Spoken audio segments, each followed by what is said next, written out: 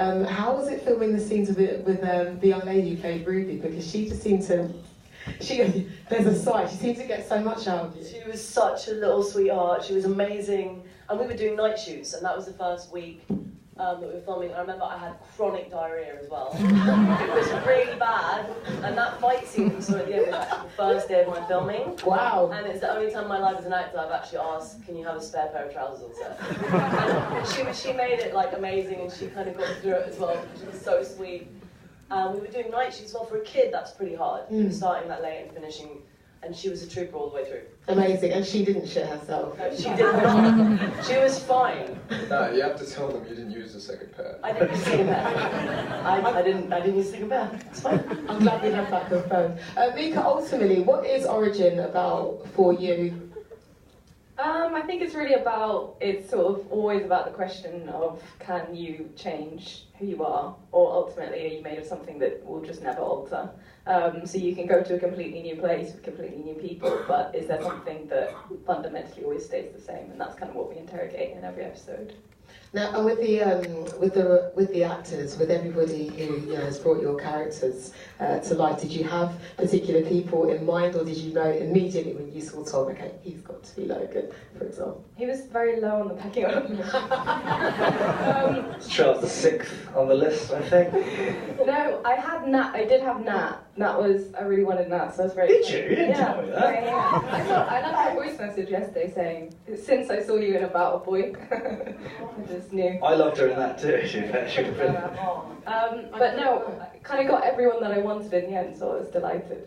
Well, I wanted to ask you about Logan, because he's quite a mysterious character. I think everybody is quite a mysterious character, but what would you say he's hiding at this point without spoiling it for... His love for Katie? No, not really. We saw the eye contact. So, what is he hiding? His own insecurities, really, and his own fear. I mean, he does quite a good job of floundering, I think, and sort of vocalising his concern. He's not very... he's not the sharpest tool in the shed, shall we say. But he is a sweetheart, I think. I think he does come from a good place. I just think he's never been rewarded for trusting people or for having any hope in people. As the series goes on, I think we've seen from the first two episodes, a lot of the passengers are on board volunteering because of some previous tragedy or for some previous grievances of some kind. And it seems like Logan would fit into that category, but actually his reasons are slightly different. So yes, his plot thickens for sure. Oh, look, Thea, as we've been told so far, is a place of escapism. It's a place where you can start again. Mika, why did you make that, I guess, so central to the plot? What do you think it is about, I don't know, the world in 2018 that would possibly lend to us wanting a place like Thea? Mika's done some terrible things in her past. All autobiographical. No, I think it's, well, as you say, I mean, there's a lot of reasons at the moment that we would quite like to flee the Earth. But I think it's really just about, would you want to do it, if you could completely start? I think we have a lot of points in our lives where we think, I wish I could have done that differently, or I wish I could completely start that over. So I think it was just that, really. And what do you think it is about the idea of Thea that attracted you to want to almost create it? What do you mean? As in, well, it's again, as we're talking about, it's just about it starting again. But is the argument not that we'd want to stay on Earth and just like try to do our best? What is it about escapism that? Well, I guess as I said, I think we all have those points in our lives where we, it's that sort of the road not taken thing of, if I'd have done this one thing, or if I could forget this one thing, would I be a different person? And I think a lot of the characters are quite damaged, and really they want to see if they can do the right thing and be good people in a different environment. And do you reckon if you went to Thea, what would you miss the most about her? What would you say? Tom? Oh, mate, so much. I mean, I'm so grateful that my life on Earth has been quite pleasant, and I have wonderful friends and a wonderful family and loving parents who have all treated me very well. So I have no reason to leave. But I think, as to second on what Mika was saying there, it's about posing the question of, if you could, would you? For example, would you? would you consider it, even if it was an option right now, this chance of colonising a new planet? Have you done enough terrible things in your life to... Well, when it comes to my people and colonisation, I'm not really sure. Did I just walk into something? Let's move it down the line. You know what? I wouldn't mind leaving a few X's behind, you know. Natalia, what would you miss most about Earth? What, sorry? What would you miss most about Earth if you were to go to Thea? I mean, everyone I love, my dog. I don't know. I mean, just general earthiness, like it working and it having everything that I love and need and people. I don't really want to go into space. I'm good. Definitely fine. Okay, you're definitely staying on Earth. Yeah. Good to know. Were all of you guys big sci-fi fans before you approached this project, or were you sceptical of sci-fi? Was it something that you were curious about then? Hello?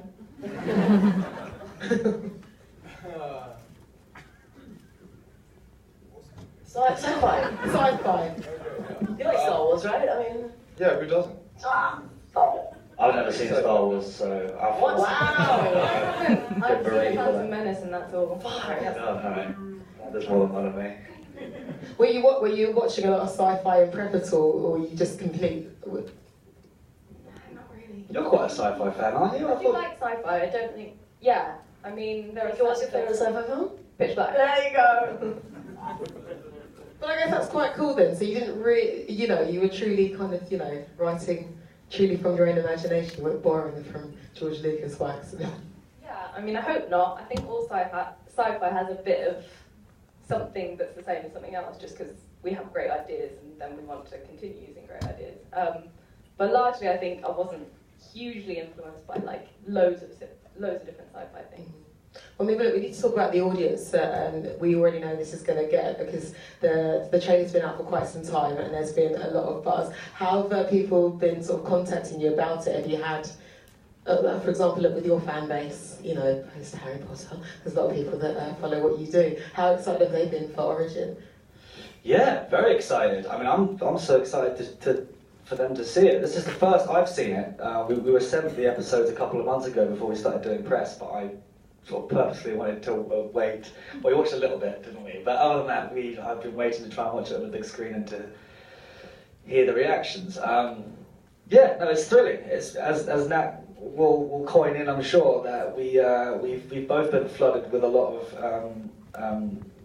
lovely people over the years who have been following Potter, and it's great to know that they're excited to watch more of our work, and I think this will slot straight in there. So everyone seems very excited, and I'm can't wait for them to see it. I mean, what type of audiences are you hoping are going to be drawn into Origin? I guess obviously besides your old fan base. I feel like it's got something for everyone, doesn't it, Rob? I feel like there's... Yeah, I mean, one of the things I think was so great about Mika's scripts were they were sort of steeped in genre and horror, but full of beautiful character stories like the ones we've just seen today. So I think there is genuinely something for everybody. I just wanted to ask again, I need to keep saying without giving away too much, because I know you guys are going to subscribe to YouTube Premium. Ding! Natalia, what were some of your favourite scenes to shoot, besides one where you didn't shoot your bands? I don't know if I can say it. I